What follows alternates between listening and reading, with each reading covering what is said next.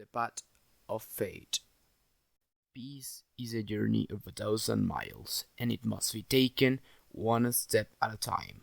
Lyndon B. Johnson. Jose Basilio was born in Córdoba on November the 5th of 1905. He was the second out of 10 siblings. His mother taught him to read and write when he was young. During the Mexican Revolution, they had to escape to the state of Tabasco, where they put a school, and they stayed there for a few years.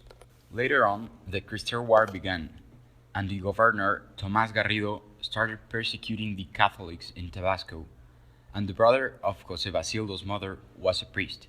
He had to escape from Mexico. Therefore, his mother asked Jose to go with his priest brother. He needed to escape with him out of the country.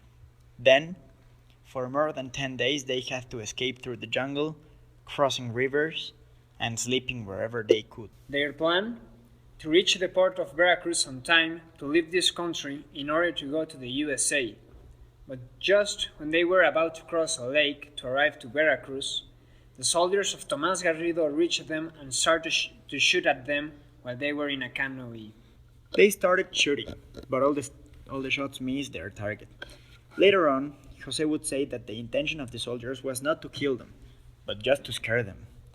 Finally, they made it to the port, and just when they were about to take the ship to the USA, they decided to go to Spain, but the ship was going to stop in Cuba.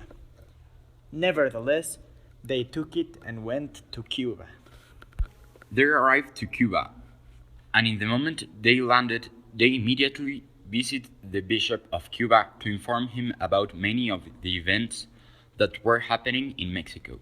Then the Bishop, Manuel Ruiz, convinced them to stay in Cuba, as they had a lack of priests and their presence would be really helpful. Both Jose and his uncle Basilio went to a town called El Corralillo. There, his uncle offered Mass and took care of the church with the help of Jose, who became a sacristan and helped with many of the official documents of that church.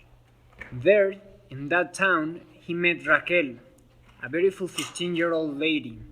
They fell in love and had a relationship. They stayed in Cuba for 4 more years. When the Cristero War finished, Jose and his uncle left Cuba and returned to Mexico.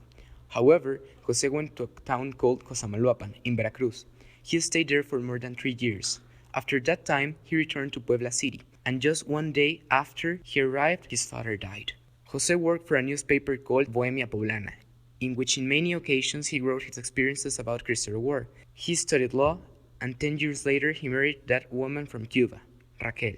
It was the year of 1942. The rest is history. Jose died at the age of 89 on May 21st in 1995.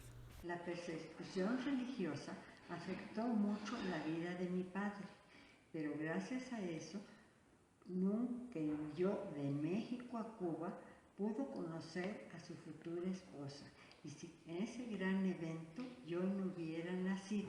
Made by Jorge Chadraui, Fabián Huesca, Juan de Dios Barradas, and Juan María Ponce de León.